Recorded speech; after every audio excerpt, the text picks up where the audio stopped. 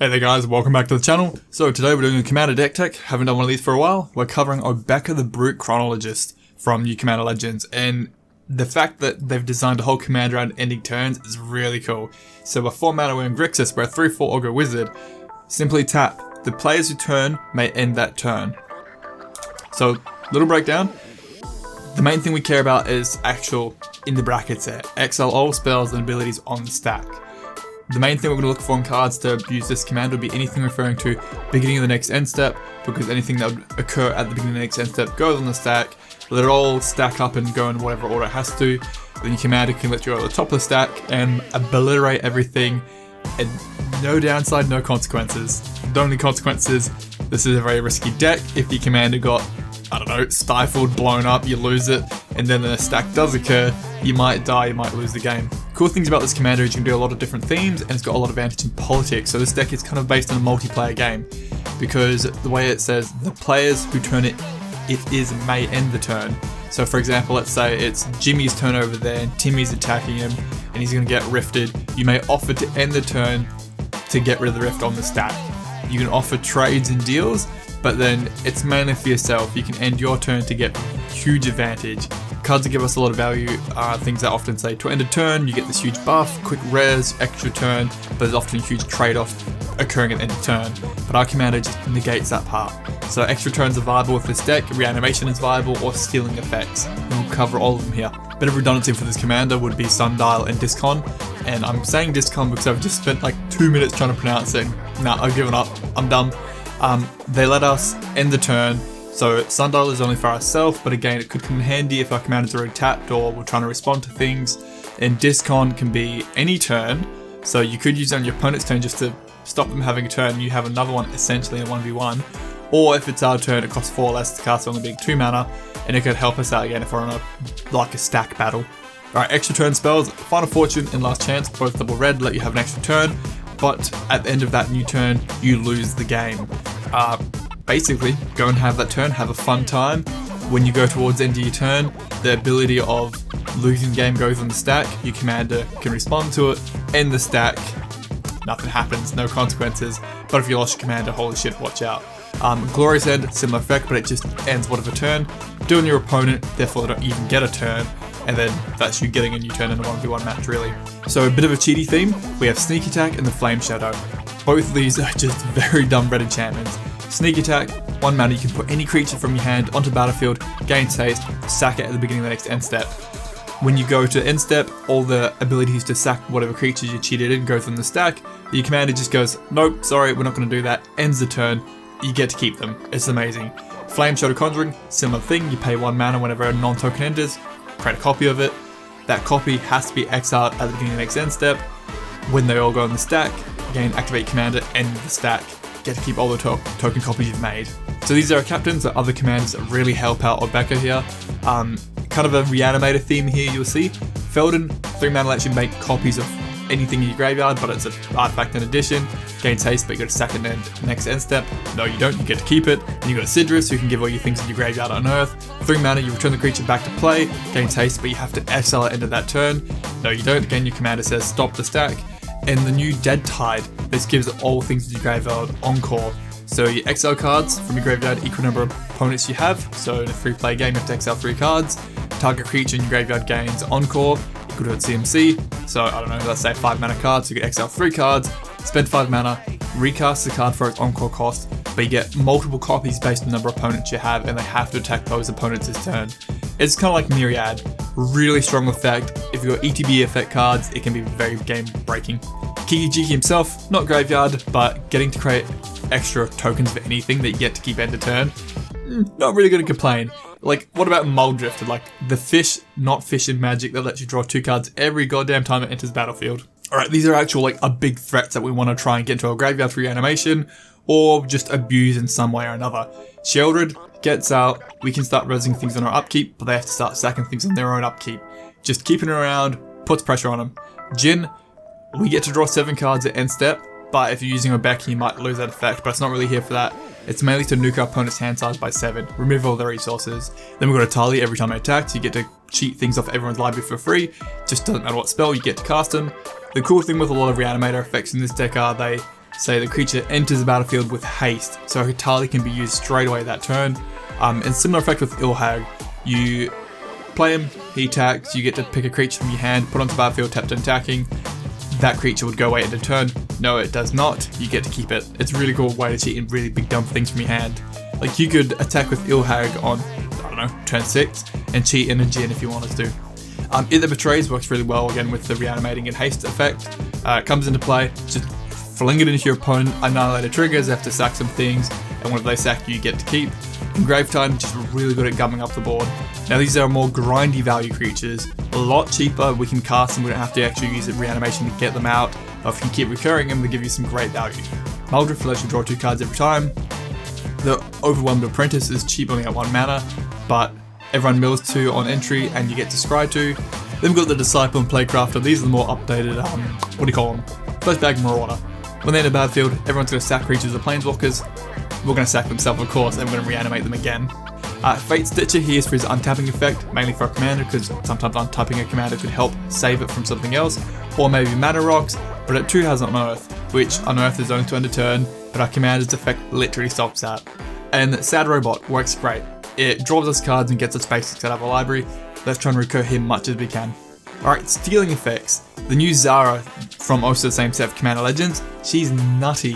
Whenever she attacks, look at their hand, pick a creature, put it on the battlefield under your control, tapped and attacking.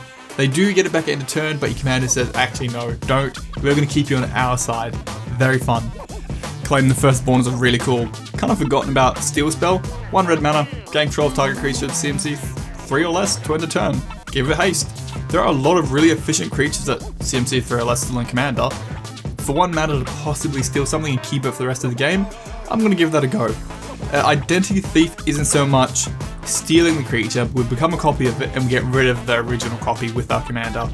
Basically when it attacks, pick something, can be any creature, doesn't have to be yours, you bubble it away, exiled, comes back at end of turn, but of course with the way your commander works on the end of turn stack, literally end the turn, it never gets to come back.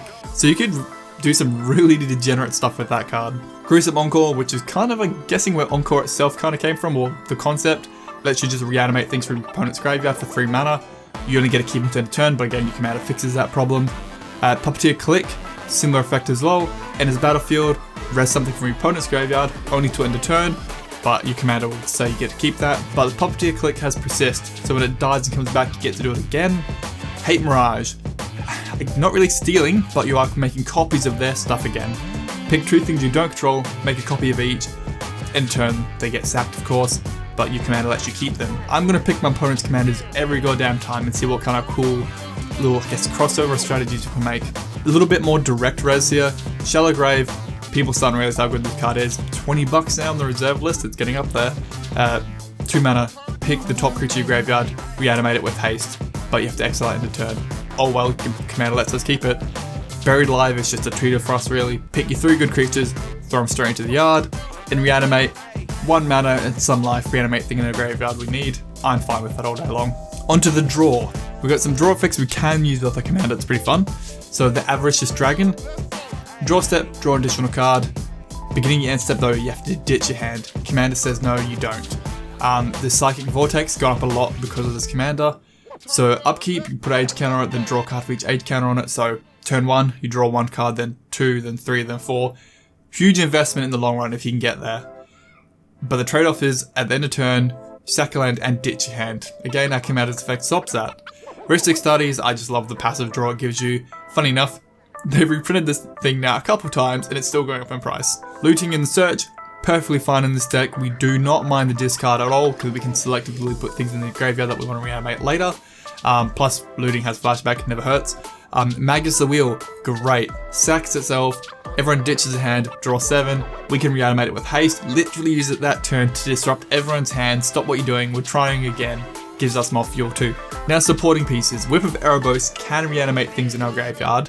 We've already got plenty of that though. Not really here for that, not gonna lie. It's mainly here for the lifelink. We kind of just lose a bit of life across the length of the game, paying life here or chip damage here. So having a little bit of life gain back never hurts. The OG Sahili works really well. Nice and cheap, +1, scry 1, can't really complain, a little bit of damage too, but it's mainly here for the neg 2. Create a token that's a copy of target artifact or creature, give it haste, all the normal stuff, goes right into turn. No, it does not, we get to keep it. Mission Briefing is mainly here for extra turn spells. You target them, get to cast them again, have another turn. If you've got Snapcaster as well, I would run both of them in this deck, because then you can start chaining multiple turns together. Yes, you can chain it with Isochron Scepter if you want to have infinite turns with one of them, because your commander would stop you from never losing the game, but that's really sweaty and I'm not putting that in this deck. We do run Demonic Tutor and Grim Tutor. Demonic Tutor is technically cheaper than Vampiric Tutor right now, but with Vampiric Tutor being reprinted in Commander Legends, I'm hoping it comes down in price. Alright, killing at dead spells, you can pick whatever you want. I personally like Deadly Rollick and Fierce Guardianship because we rely on our commander a lot for this deck to work, and they're free with you commander out, so just commander protection all day long. I do run Negate, Mana Leak, as just my normal counter spells again, all around protecting the commander, that's our main thing. Snap, bounce something back, untap 2 lands. Can use it on your own commander if you have to. If they're trying to board wipe and you can't untap it for whatever reason, bounce it back. So like Colonic Rift, kind of protection, board wipe can be whatever we need it to be at the time. And for actual direct protection on our commander, we run both our booties, Lightning Greaves and Swift Foot. We run the hammer, way better than Darksteel Plate, because when it enters it can auto-equip, which is nice and easy, a little bit cheap in that regard. Plus once it's out, other things too can auto-equip. And the Unlikely Aid is kind of a surprise, got you a bit of protection. Your opponent might be, oh, nothing there to protect the commander, let's board wipe now, we can get rid of the threat. And you go, haha, surprise, Unlikely Aid, protected commander. In addition, we run the Aura. Mainly to untap your commander, because the way untapping works, you can possibly save your commander on your own turn. So if your commander's tapped down and they're trying to instant direct removal of commander, you could untap your commander and then end the turn to fizzle out the removal if you wanted to. Plus you can also give it hexproof or whatever you need to do, which would be the easier option actually. If we do lose our commander, the Hellkite, Courser and Command B can get it back onto the battlefield, avoiding attacks. So Hellkite, when it enters the battlefield, put your commander from the command zone onto the battlefield with haste, but it will go back to the command zone at the beginning of the next end step. Our commander's own effect literally stops it going back. You can just cheat commander in with this dragon. And then the beacon lets us put our commander from the command zone straight into the hand. If we've lost it a few times, at least it removes that commander's attacks for that one time. Right onto the mana rocks, we run our 4 signets, Arcane and then our 3 respective guilds, Chromatic Lantern to help fix up all the mana problems we might have, because we've got a lot of things going on. Lotus Petal, I don't often run the one-off free mana, but getting our commander out just a little bit early can really make a big difference, because we're so reliant on ending the turns and getting ahead of our opponent with that effect. Ashnod's Altar is just that little bit of sacrifice when we need it. Like, we don't rely on mass sacrificing the mass res, we will ditch selectively into the graveyard, but sometimes you just gotta kill a Mull Drifter to bring it back to draw more cards. Soaring Mindstone, just staples that I like to run with personally. Right, lands. A couple of things to mention. Water's Edge untaps the commander, regain protection, politics, whatnot on the table. Field of the Dead, we have a very diverse land base, so free token army, really can't complain. We've got the Maze. It can bubble a creature away to end a turn that is attacking us, but with our commander's effect, it's never coming back, it's staying in the maze. And the Gaia Reach. Everyone draws a card, ditch a card. We are fine with that because again we can selectively put things in the graveyard for rezzing later on. And these lands here are kind of like a testing thing for me. So when they're in the battlefield, you've either got to bounce things back or sack other lands for them because they produce more mana than traditional lands. But if you're not doing much else this turn, or you play these really late in the turn, you can just end the turn in response to the effect. So Lotus Field, for example, enters battlefield tapped, but you got to sack 2 lands. It does produce 3 mana though. But when you go for the effect on the stack of sacking the 3 lands, can we not just end the turn and just not pay the cost of that? I think that works, I think. As for the rest of my lands, I just run my Shocks, my Temples, my multiplayer lands, thank god they finished the set there, my body lands, that's kind of what I like to stay with, nothing too expensive, nothing more than maybe $10, $15. This deck does kind of require a decent land base. I do run my Exotic Orchard and Command Tower for kind of all colours really, and I run my 2 slow fetch lands. I don't want to run the real fetch lands in Commander because it's so expensive, I'm not putting bloody Scalding Tarns in here. And then I run 3 basics of each. Okay, so that's Obeka. So this particular build tries a little bit of everything. We're trying to do a little bit of extra turns, a little bit of stealing, a bit of res, trying all the things, the spice of life. But you could totally build her down one hole if you want to. Full on theft commander, never give shit back. Try and loop as many of the turns if you want, which people are already doing that build by the way. They're doing Isochron Scepter with the cheap 2 mana instant, take an extra turn spell, slap them together. It's disgusting. or full-on Reanimator. She does Reanimator quite well. There's plenty of effects that say pretty much res creature to end a turn, and she's like, let's try Forever actually. Really cool commander. Love the artwork. I love the design. That's really cool. They're doing it. They're finally doing some really fun commanders. They affect certain phases of the game like this. I really do like this one. So let me know your thoughts, guys, and have a good one. Ta-ta. Thanks for watching the video, guys. I hope you enjoyed it. Obeka is an amazing commander, so give the video a like for her. And possibly consider subbing. About 10% of our viewers have joined the channel, and we're seeing good growth lately. To my patrons, thank you so much. I'm sorry I've been away for about 6-7 days. My work is busy. I'm tired. I'm building a home. That's also just another thing on top of that. What little free time I do have is very much gone.